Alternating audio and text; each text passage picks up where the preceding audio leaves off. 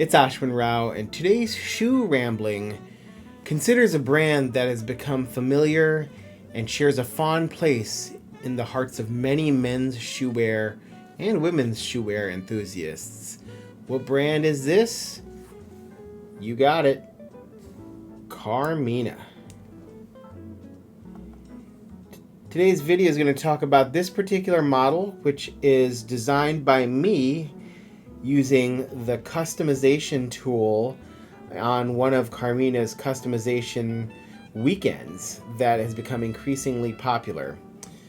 In 2021, Carmina released a 3D customization tool, which essentially allows you to mock construct your shoes. It gives you a wide range and plethora of design choices and allows you to visualize your shoe as it's coming together piece by piece. You can choose leathers, you can choose sole types, you can choose welt construction types, you can choose the stitch color of the edge of your outsole stitching, you can choose the color of your upper stitching for all of the seam stitches, you can choose amongst so many different models, you can choose against a wide range of lasts, and you can choose some really cool leathers.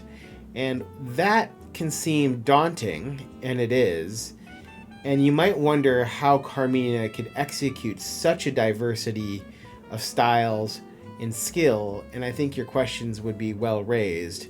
But overall, I think they do a solid job offering a lot of variety and customization in an MTO program that's really kind of fun. And so, to that end, I wanted to showcase this particular model as part of a demonstration of that 3D customization tool. So as you can see, this shoe features a unique Hatchgrain leather along the mid portion of the shoe, not the toe cap obviously, which we're going to talk about in a second, but really this entire body of the shoe with side paneling is made from JF&J Baker Imitation Russian Reindeer Hatchgrain. Now, this is one of a few Hatchgrain leathers in the ilk and style of the Russian Reindeer Hatch that's a vegetable tanned leather. So its tannage is very comparable to the original reindeer Hatchgrain that was rescued from a sunken ship back a few years ago and then used to make a number of English shoes and other shoes from that original 300-year-old leather, and now has been made in various shapes and forms in both chrome tanned and veg tanned forms. JF&J Baker sticks with the veg tan formula, which gives this more of a matte appearance, and you can see the Hatchgrain is a little bit more distinct than many other Hatchgrains you might be familiar with. So what's cool is that Carmina offers this as an option to construct any portion of this shoe. Another cool leather that I chose for this shoe was this beautiful Horween shell Cordovan, and specifically a color 4 shell Cordovan. Most of you are probably familiar with color 8 shell Cordovan, which is widely available through brands such as Alden and others, but color 4 shell Cordovan is not as commonly offered on a consistent basis, but Carmina has been able to secure a stash of it to offer as part of their MTO program. And I find this red kind of tan brown color, which really varies from light to light, to be quite a distinct and beautiful option for an MTO. Now I will say that this shoe turned into somewhat of a spectator style. Spectators are typically Oxford shoes that have quite a bit of contrast between the different elements in the shoe, including the facing, the body and the vamp of the shoe, and the toe, to create a dramatic silhouette. That actually was not my intent with this particular model. The reason I bring that up is that if you use the 3D customization tool on Carmina's website, Color 4 Shell and the JF&J Baker Russian Hatchgrain in that brown color actually look like an almost perfect match. So I thought I was going to be producing a shoe that provided more uniform color throughout the shoe with some variation in texture due to the usage of shell for the toe and the heel counter, while using the Hatchgrain for a wide range of the remainder of the shoe. But as you can tell, there's quite a bit of a distinct color difference Initially, I was kind of startled by that, but I will say that over time, I've really grown to use and love this shoe over time. The shoe is also built using Carmina's Inkalast, which is about as close as Carmina gets to creating a blind channel waist. As you can see, there is no blind channel there. You can see the stitching along the waist, both on the outside and less so on the inside of the shoe, where it does become a little bit more blinded. You can see that they do some gentle beveling along the edge here, although it is a bit of a squared off waist here. The Color 4 Shell Cordovan, as you can see, takes a really nice shine, and this is a shoe that I wore today at work and just gave a brushing. So you can see that just a bit of a brushing really restores the luster of both the JF&J Baker and the Color 4 Shell Cordovan.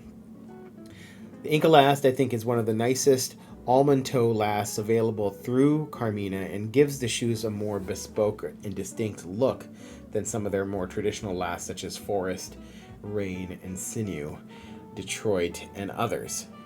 Here's the heel counter, which I'm showing you has a split along the back seam. This is done to accommodate the lasting process. And one thing I like about the Inkalast is that it offers a tapered heel block with a fairly clean transition between the heel block and the upper leather. Although you can see a bit of a step off there, it's done cleanly. And here's another view of that slight taper offered through this last. You can also see some nice fudge wheel details done along the edge there of the heel block, and a little bit of fudging done along the top seam where the outsole stitching goes. This is a model that has a fair bit of broguing along the cap toe, which you can see right there, as well as a medallion there. The cap toe also has a pinking appearance, which means it's got this kind of razor sharp, kind of serrated edge to the cap there, as well as to the facing, which you can see kind of through here, right there. And overall, the broguing extends along the collar of the shoe and also has accentuated the heel cap. So I really like the design of this particular model. I used a chestnut edge dressing, which you can see right here. It's a nice color for the edge dressing. And I used a actually orange colored sole to provide a little bit of contrast, and I had Carmina apply a toe plate as well. Now I've used this shoe about 15 times at this point, and I have a few comments about it. As you can see, this shoe does have a bit of creasing across the vamp here that occurs over time. I always put my shoes in shoe trees, and that's a creasing that seems to be more or less from the wear and tear placed on the shoe. If I show you the other pair here, you will also see similarly a little bit of creasing across here. Now I have the same leather from Winston Shoemaker on a plain toe blucher, and there's no creasing, which leads me to believe that some of this is related to my fit of my foot in this shoe and how that varies in terms of tension points. It might have to do with how accommodating this particular Inkalast is to my forefoot and midfoot, and how much space is between the instep and my foot there, so there's a possibility there.